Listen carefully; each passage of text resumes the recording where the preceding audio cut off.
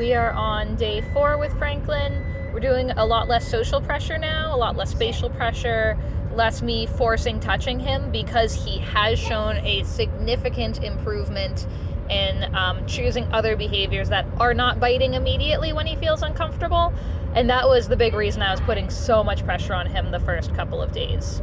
So here we are doing more treat tossing, making it so that he's more excited to interact with us. I am filming a good amount of our training sessions, but also keep in mind that I am offering him treats every time I kind of walk past his room. I do want him to be excited to see me and interact with me. The other good thing is that on day 4, a lot of times dogs' food motivation does go up. He was less willing to eat the first couple of days. This isn't uncommon with dogs at all. So I offer my hand. He turns away, licks his lips, and actually I mark and I reward that. So the reason that I'm offering a reward for that is because I'll take that. I will take him going, no thank you, I am uncomfortable, and choosing to go away from the situation compared to before he would have growled and either snapped at the air or gone forward and nipped at my hand. So that in itself is an improvement. He's going, ooh, no, I don't think so. And then he's offering to stay away. I have my hand down, he turns his head away, I'm fine with that.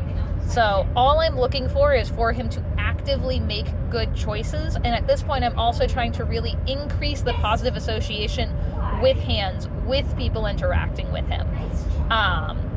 So I'm doing a lot of marking and rewarding for that behavior. I do have that gate closed up a little bit more. Again, I reach towards him. Good. So there I mark and I reward, because you can see he lifted his head a little bit away. He got uncomfortable. This is our evening session. So very similar idea. I'm still doing marking and rewarding. I hold the treat up like that because I'm seeing if he does have an interest in catching. I love using movement for nervous dogs. So you can see I'm tossing the treats kind of around him. Right now I'm going to be tossing the treats away from him. He likes chasing the treats, and I love using movement for dogs who are uncomfortable. That movement kind of helps to move their headspace as opposed to just having him feel like he's trapped in the corner.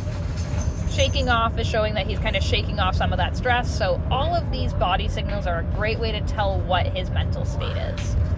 Now that I'm feeling more confident that he's not just going to nip at me for just existing in his vicinity, I'm getting down on the ground. I do still have a bite glove on. I do still have my my spray shield, and the reason for that is that it's just a way to protect myself. It's compressed air, sorry, not spray shield. So I'm using this to have him move around. I will toss treats kind of towards the camera, so he's going to be out of view a little bit, and whenever that happens, I'll just cut it out so we're not making the video too long. But you can also see that my body is largely oriented away from him. Yes, I am looking at him, but my body is oriented away. That's also reducing how much spatial pressure I'm putting on dogs.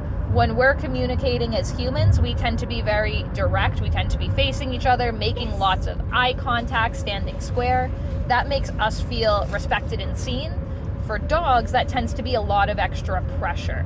They don't tend to like those behaviors quite as much. Here you can see he's starting to chase that treat. He's also getting a little bit more excited about it. He's sniffing around a little bit more. You can see he's debating leaning towards me. But again, I'm keeping things fairly light. You can see now he has some anticipation. I see if he is willing to approach me for the treat. This is also the first time I'm feeding him out of my hand. I haven't really trusted him to eat out of my hand. However, I do like the general improvement in his body language. He's not quite as on guard with me. He is an incredibly anxious dog. You can actually tell.